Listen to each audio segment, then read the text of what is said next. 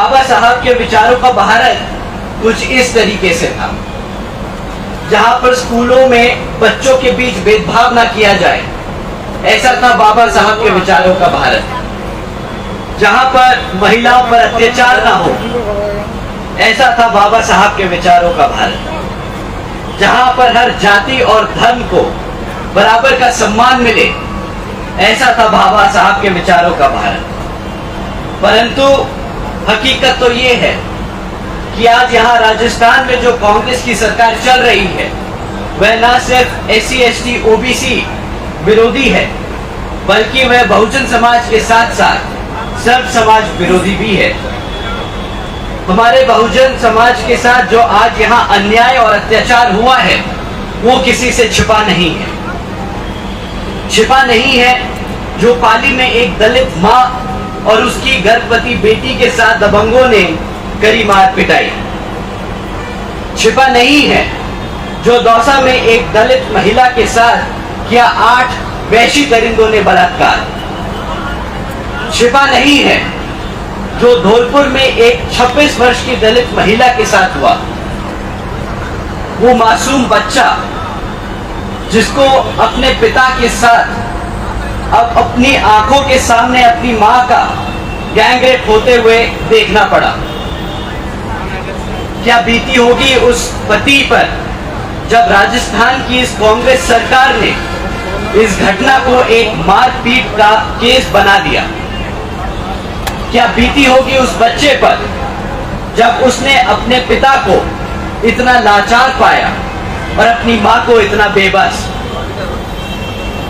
मैं यहां मौजूद हर अपने युवा भाई और बहन से पूछना चाहता हूं कि अगर तुम उस बच्चे की जगह होते तो कैसा महसूस करते। मैं यहां मौजूद हर पति से पूछना चाहता हूं कि अगर तुम्हारी बीवी होती उस महिला की जगह तो कैसा महसूस करते। क्या आप लोगों का खून नहीं खौलता ऐसी खबरें सुनकर? बताइए साथियों, इस कांग्रेस के राज में आज तक बहुजन समाज को न्याय नहीं मिला है। मिला है तो सिर्फ दुख और दर्द।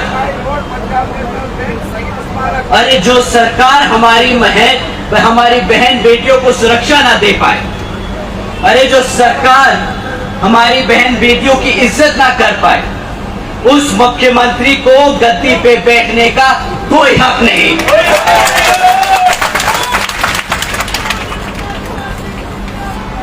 साथियों, इनकी असलियत आप सबके सामने है। जातिवादी मानसिकता इनके खून में दौड़ती है।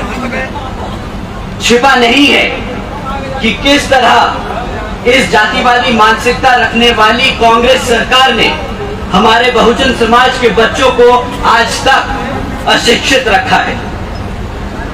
सरकारी आंकड़ों की माने तो आज भी राजस्थान में बहुजन समाज के 60% बच्चों को कोई शिक्षा की सुविधा नहीं प्राप्त हुई है।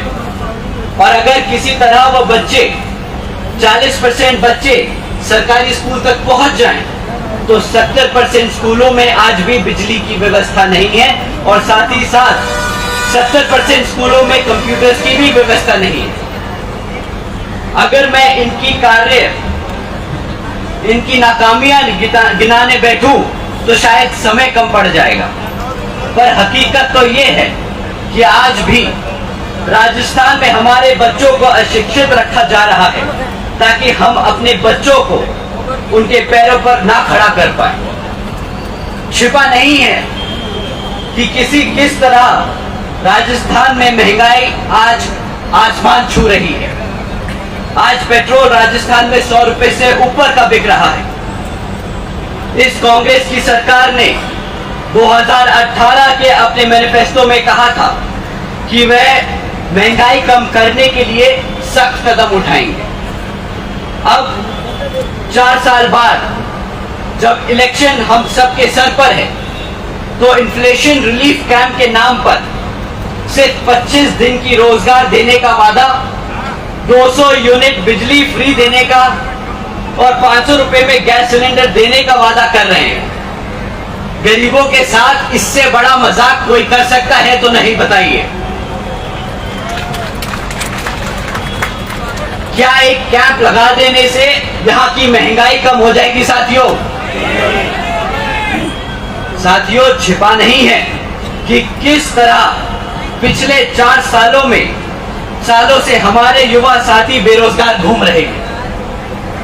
आज भी राजस्थान में 18.5 लाख से ज्यादा युवा बेरोजगार हैं और इन्हीं महान उपलब्धियों की वजह से राजस्थान की कांग्रेस सरकार ने राजस्थान को पूरे भारत में दूसरे नंबर पे लाकर खड़ा कर दिया। भारत के बेरोजगार की दौड़ में, आज भारत की बेरोजगार की दौड़ में राजस्थान दूसरे नंबर पे आके खड़ा हो गया है। खाली यही नहीं, पिछले 4 सालों में 10,000 से ज्यादा युवाओं ने आत्महत्या की क्योंकि उन्हें रोजगार नहीं मिल पाया। कांग्रेस की सरकार ने इन 10,000 सुसाइड केसेस को, इन 10,000 हत्याओं को सुसाइड का नाम दिया है। हम इनको हत्या का नाम देते हैं। साथियों, कांग्रेस की सरकार के हाथों पर वो खून है उन 10,000 से ज्यादा मासूम बच्चों का जिनको झूठा भरोसा दिया था इन धोखेबाज कांग्रेस की सरकार वालों ने कि रोजगार मिलेगा। छिपा नहीं है किसी से, कि छुपा नहीं है कि किस तरह आज भी जहां पर आपके पास पक्की सड़कें नहीं है, आज भी यहां पर आपके पास साफ पानी नहीं है, आज भी यहां पर आप सबके पास 24 घंटे बिजली नहीं है। साथियों, ये कांग्रेस की विफलताएं नहीं, ये कांग्रेस की मनुवादी सोच है। कमजोर को दबाकर रखना। साथियों, अगर कांग्रेस इस तरह है तो बीजेपी कुछ कम नहीं। बीजेपी की केंद्र सरकार ने पहले आपके नोट गैरकानूनी बता दिए नोटबंदी के नाम पर, यह कहकर कि इससे काला धन खत्म हो जाएगा और वो जो लोग दोषी हैं, काला धन ऐंठे बैठे हैं, उनको सजा मिलेगी। परंतु आज तक एक भी दोषी ना पकड़ा गया है और ना ही कोई जेल पहुंचा। बीजेपी की केंद्र सरकार ने हमारे किसान भाइयों को वादा किया था कि उनकी आमदनी दुगनी कर दी जाएगी, लेकिन हकीकत तो यह है कि हमारे किसान भाइयों की आय दिन पे दिन घटती जा रही है। बीजेपी की केंद्र की सरकार ने वादा किया था 2022 तक कि हर बेघर को घर दिया जाएगा, लेकिन यह वादा भी उनके बाकी दूसरे वादों की तरह ही झूठा निकला। बीजेपी की केंद्र सरकार ने वादा किया था कि सालाना 2 करोड़ नौकरियां दी जाएंगी, लेकिन अगर सरकारी आंकड़ों की माने तो आज देश में 12.5 करोड़ नौकरियां पहले से भी कम हो चुकी हैं।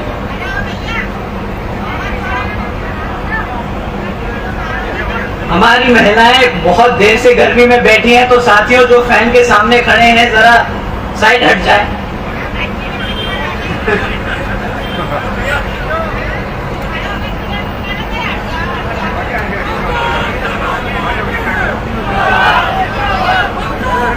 साथियों, ना बीजेपी ने नौकरियां दे पाई, ना बेघरों को घर दे पाई और ना किसानों को उनकी आय दुगनी कर पाई।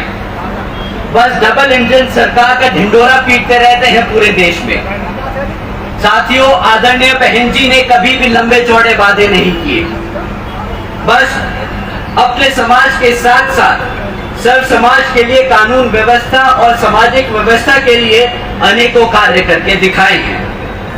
आदरणीय बहन जी ने हमारे सभी संतों, गुरुओं और महापुरुषों के सम्मान में कई जिले और यूनिवर्सिटीज के नाम रखे, जैसे Gautam Buddha university, Ambedkar university, Chhatrapati Shahuji Maharaj university, Mahatma Jyotiba Phule नगर, महामाया नगर, संत कबीर नगर, साथियों, बहन जी ने अपने महापुरुषों के सम्मान में ये सब काम इसलिए किए ताकि हमारी आने वाली पीढ़ी अपने संतों और गुरुओं को कभी ना भूले।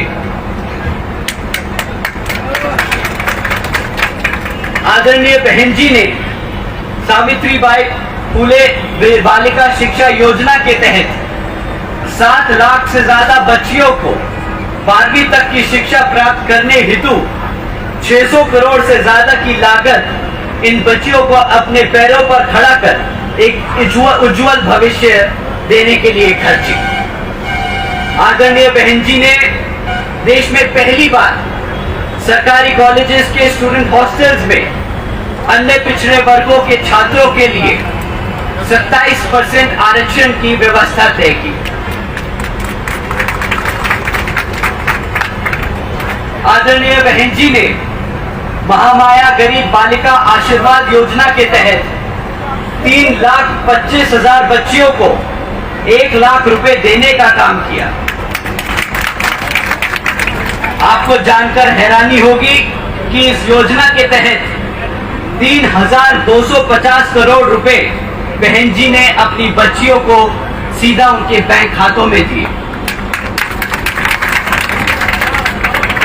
आदरणीय बहन जी ने अपने शासनकाल में 12,500 करोड़ की लागत से हमारे SC, ST, OBC व आदिवासी समाज के 3,50,000 से ज्यादा परिवारों को महामाया आवास योजना आवास योजना के तहत अपना खुद का घर दिया। साथियों, आदरणीय बहन जी ने अपने शासनकाल में 90,000 से अधिक शिक्षकों को सरकारी नौकरी दी, 1 लाख से अधिक सफाई कर्मचारियों की भर्ती की और 2 लाख से अधिक जवानों को पुलिस फोर्स में भर्ती किया। आदरणीय बहन जी ने SC, ST, OBC एवं अल्पसंख्यक समाज के साथ साथ सब समाज में से गरीबों और कमजोरों को मुफ्त में राशन देने जैसी योजनाएं नहीं चलाई। इनकी इन योजनाओं की वजह रोजगार देने के काम किए ताकि हमारा समाज अपने पैरों पर खुद खड़ा हो सके। और साथियों, यही है असल मायने में सर्वजन हिताय व सर्वजन सुखाय की नीति। साथियों, जैसा कि आपको मालूम है कि राजस्थान में अब कुछ ही समय में विधानसभा आम चुनाव होने वाले हैं और विरोधी पार्टियां किसी भी हद तक गिरकर साम दाम दंड भेद का इस्तेमाल कर सकती हैं। तो मैं बहन जी की कुछ जरूरी बातें आप सबको बताने आया हूं जो आपको ध्यान में रखनी होगी। विरोधी पार्टियां आपको मुफ्त में राशन और बिजली देने के वादे कर सकती है, पर आपको ध्यान रखना होगा कि आपके बच्चे काबिल तभी बन सकते हैं जब उनको पढ़ाई और रोजगार के मौके मिले। मुफ्त में आज तक कोई काबिल नहीं बना है।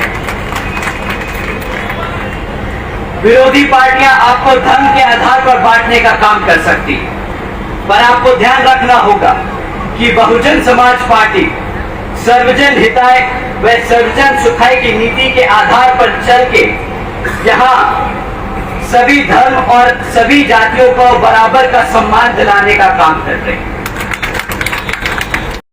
इस खबर को देखने के बाद क्या है आपकी राय, नीचे दिए गए कमेंट बॉक्स में दीजिए अपनी राय। ऐसी तमाम बड़ी खबरों को देखने के लिए जुड़े रहिए हमारे साथ। खबर अच्छी लगे तो लाइक कीजिए और शेयर कीजिए और हाँ, चैनल को सब्सक्राइब कर घंटे वाली बटन को दबाना ना भूलिए। फिर आते हैं आपके बीच कुछ खास खबरों के साथ। तब तक के लिए नमस्कार, जय भीम।